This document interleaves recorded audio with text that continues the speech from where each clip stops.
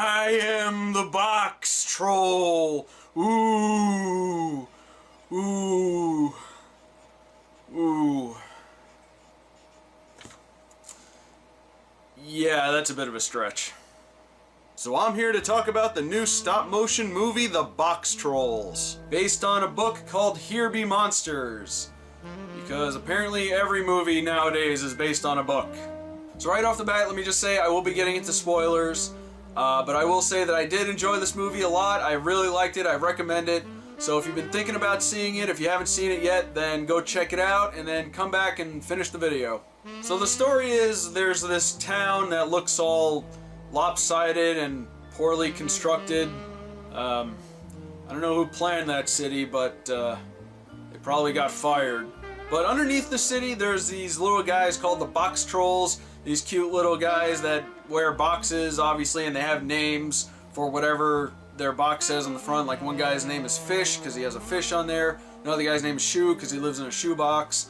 But the people above don't like them very much. They don't know about them. They think they're monsters. And one day they save a child and they take him and they raise him. But people on the surface think that they ate him, they kidnapped him, and they're evil monsters. So there are these guys called the Exterminators. They want to take out all the box trolls because apparently the leader, the guys, they're called the Red Hats because they wear red hats. Apparently that's like a low status in this town, and he wants a white hat from this other guy, and to get the white hat he has to exterminate the box trolls. This is a hat-based society, apparently. Also cheese. There's a lot of cheese in this movie. Because apparently having a white hat and eating lots of cheese will give you high social standing or something. This town sounds very boring. But of course the box trolls are not monsters. They're just cute little guys that live underneath the city and they build things and they tinker with machines, and they raise the child as one of their own. But one day he discovers that he's human, and he meets a girl who tries to teach him to be human, and they go to the surface to find out what happened to his father.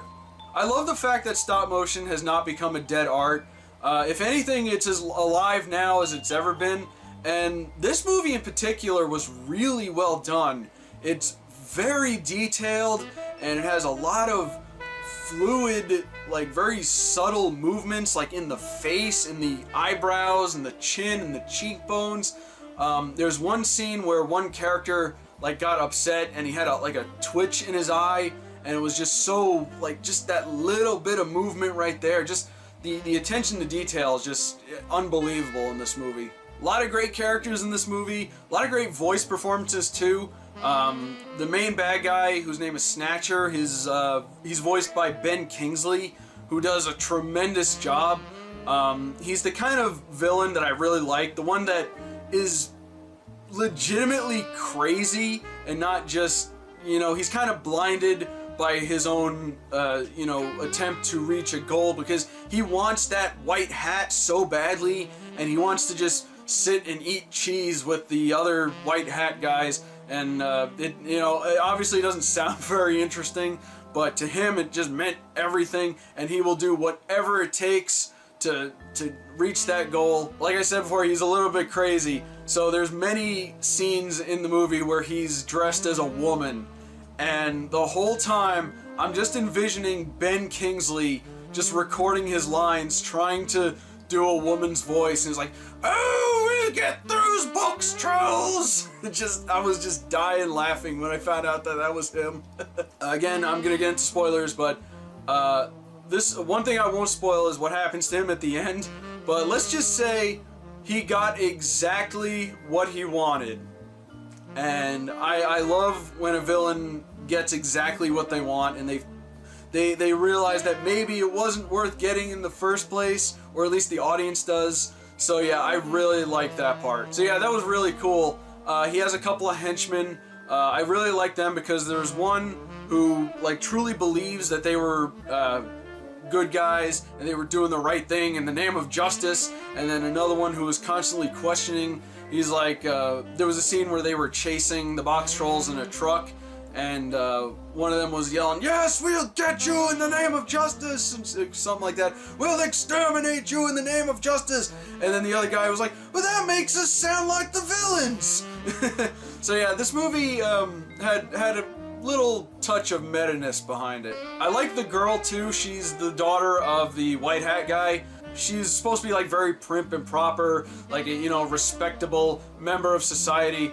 And she heard all these stories about the Boxtrolls being monsters and having mountains of skulls and rivers of blood in their lair. And when she finally got to meet the Boxtrolls, she looked at their place like, "Where's the bones? Where's the rivers of blood? I was promised rivers of blood."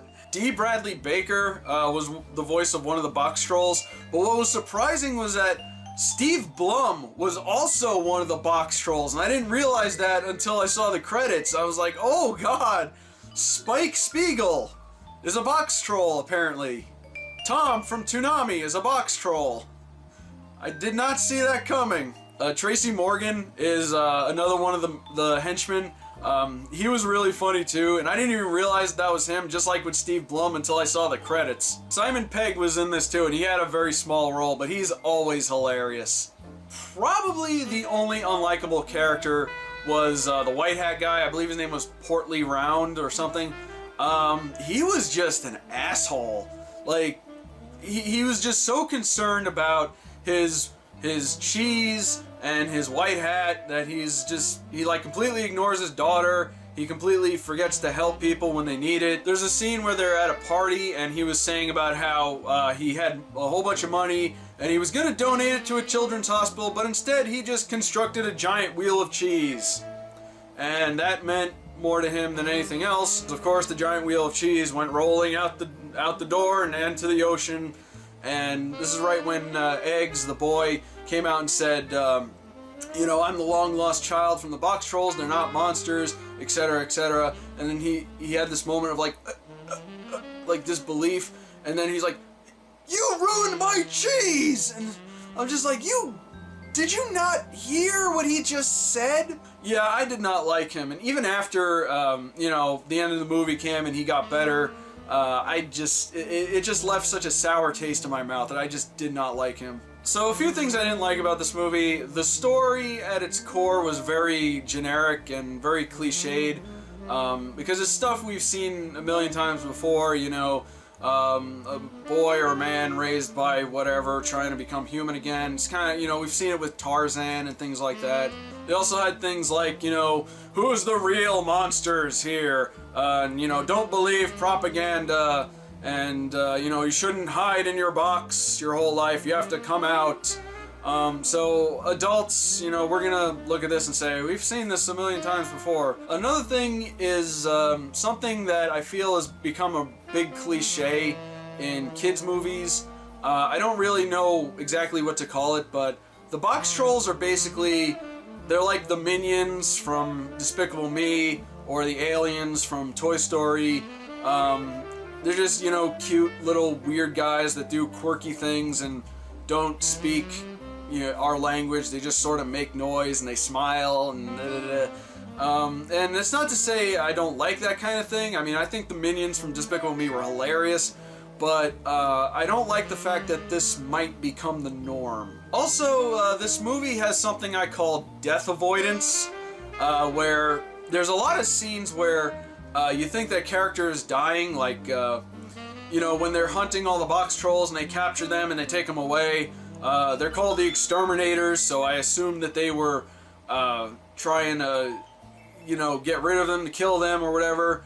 That would have made this movie very dark, but no, it just turns out that they were hoarding them to build a thing for them.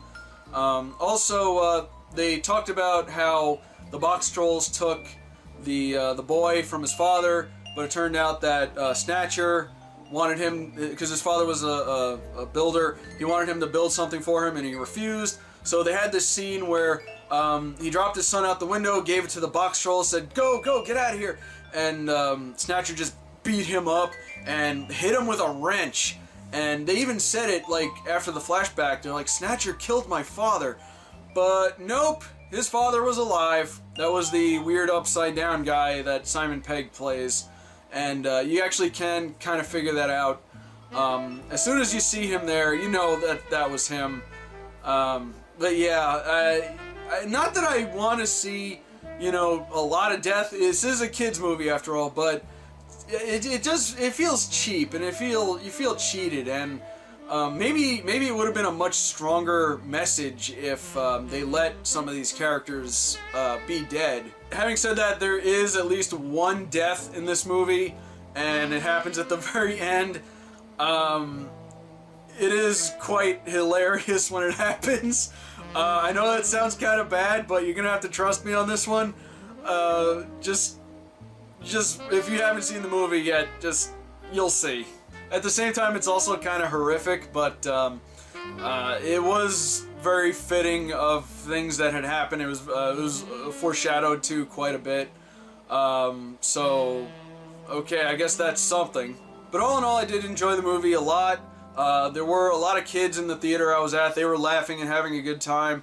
There was a lot of adults too, and I heard them laughing. I laughed at quite a bit of it because there was a lot of quick-witted humor and just a lot of absurdity behind it. And there was even a rim shot at one point, and just that alone was hilarious. Also, if you have not seen this movie yet, make sure you stay during the credits. Remember before when I said this movie was meta? Well, you don't even know, man. You might question your own existence. So let me know in the comments below if you've seen the Boxtrolls yet, or are you thinking about seeing it? And if you have seen it, let me know what you think of it. My name is Rob, I'm wonderful, and if you excuse me, I'm gonna sit here and be fancy for a while.